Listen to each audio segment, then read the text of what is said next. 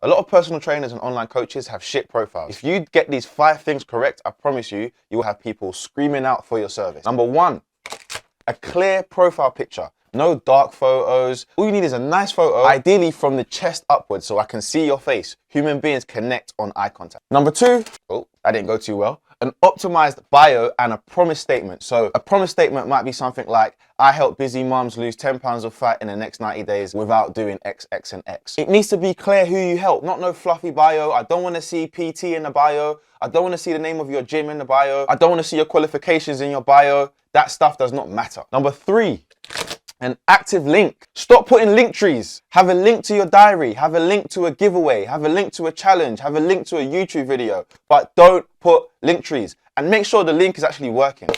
Number 4, clean highlights. Make sure the highlights under your profile are clean. You've got logos on them and they tell a story. Number 5, your top 3 pinned posts. Make sure they're nice and clear. Have one about you in your story, have one about your program, and have one with all your testimonials. If you fix these 5 things, people will be screaming out for your coaching service. Make sure you save this post for more. Peace.